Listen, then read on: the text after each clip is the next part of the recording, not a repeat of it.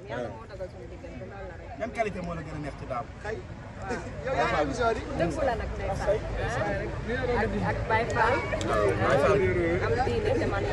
yow. yow Gallo lan ngay def da ngay émission wala. koo xam ne day wax dëgg man daf ma neex bëgguma ñu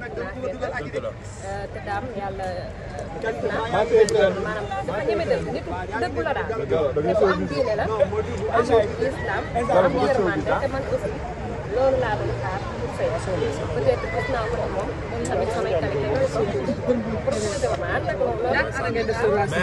mais problème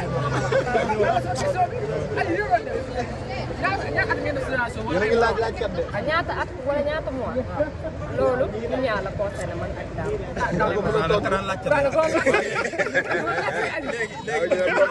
bëgg naa xam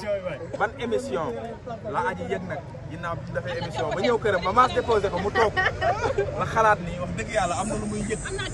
ci waa ji seen. non du ci émission. daaw xamee moo ko Dakar laay. maa ngi ko xam depuis 2018. waaw kay yaa doon kale interview yi. mais nag bu sama xamante moom ci Dakar laay te aussi suñu relation jógewul ci émission. non li yàlla dogal la wax naa ko sànq. yàlla moo dogal say suñu yow yaa ko doon wax bul def beneen sori. waaw doon nañ ci def émission. waaw.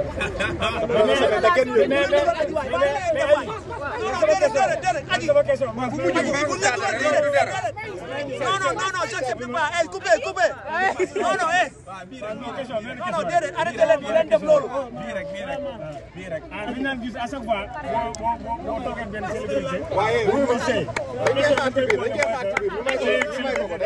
biir tey yow nga dugg di sëy ak célébrité. est-ce que tey yow jàpp nga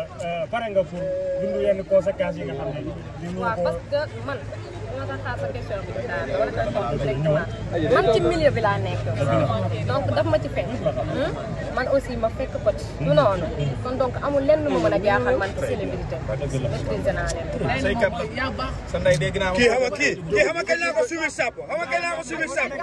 ba ñu àndee accident bu métti boobu sàkkal 19 morts yi mas mu ngi nii mën na ma seede àll boo xamante ne amul courant ñu ko dëkk fa laa doon lekk mbaxalu yàpp mu toog di ma ko parce que alxuraan jour boobu laa taxaw wéeru si oto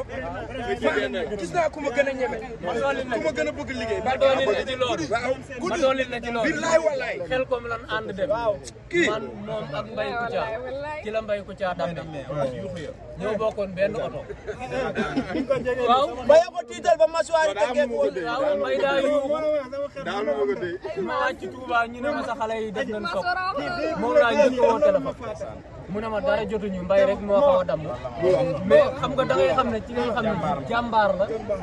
tàngaay bi du jàmbat kii ku am jom yow fa yàlla yow ñun ginnaaw sàkkal lañ demoon dëkk bu sori boo xamante ne maa sa barki alxuraanu karim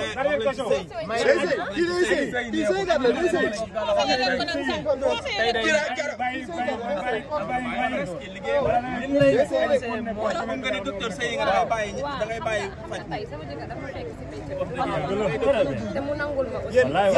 man léegi nag li may tontu rek mooy moom mooy sama kilifa lépp ci moom la départ dama koy def c'est officiel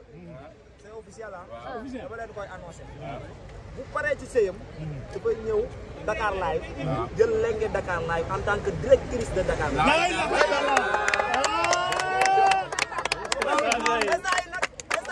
mënaguñ ci wax dara parce que dañoo nekk ñu waxtaan ci clause ak contrat yi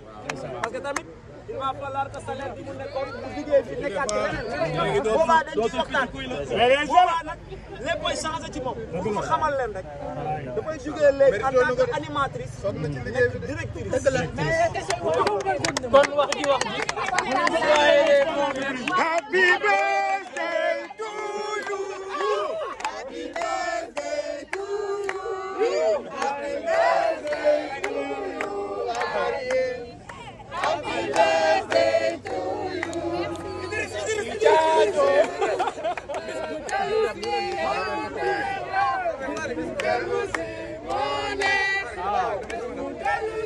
braque leen caméra yi braque leen caméra yi kii ma ko aji la ku baax a ngi nii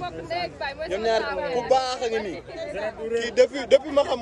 aji ba léegi tout le temps mi ngi ci ginnaaw aji di ko support ci lu aji dugg suufa jant magu aji la. yow neewuloo ñu naxee mbaay de. ku baax la moom bi ñu xamante léegi yàgg na depuis 2018 la je pense lañ xamante. donc ñu parce que artiste la moom tamit artiste la ñu koy tourner clip mu nekk nit ku baax bu toogee lu yàgg dégguma aji bi ma woo te neew xottu mu ngi lay nuyu mu nekk nit ku baax non yow yaa baax rek témoignage dañ leen wóolu si liggéey bi ngeen ànd ak moom dañ leen koy dénkaat xale la waaye xale bu am jom bëgg liggéeyam man mii ngay gis ni si su ma si prouvé woon li mu prouvé ci liggéeyam rek kon kenn dootu ma présenté dafa gëm boppam am fu muy teg tànkam bëgg liggéey bi man des fois mu génn sax guddi ñëw des fois mu génn ànd ak maas xëy ne damay dem fii ba guddi ñëw ma ne ko aji xanaa yow doo sonn man maay toog ba 2 heures du matin di xam balaa may tëdd woo dafa foo toll maanaam ni mu am Pastef ci liggéey bi waaw loolu mooy xam nga kuy def loolu da nga koy encouragé mais yéen ñi mbokk a liggéey wax dëgg yàlla tamit bu baax ngeen am nañ confiance ci yéen ndax saa su ne su ngeen toogee déggoo leen ko yéen a ngi koy woo di ko nemmeek moo su génnee sax mais moo ñu ko war day mel ni si biir famille la maanaam amul ñun ci tiital ñu mais nañ ko ñaanal rek parce que nit moom ñëpp waxee si moom lu baax maanaam loo si wax rek da ngaa dolli mais lépp benn la daal nañ leen ko ñaanal xam nga comme sëy bi mu dugg yàlla may si gudd fan ak wér mu jëkkëram léeg-léeg njaboot bu bëri te banque te jubóole leen ci bisu anniversaire bi ñu tombeel nag sama xel sax fàtte woon na ko wax dëgg fa yàlla mais daal jërëjëf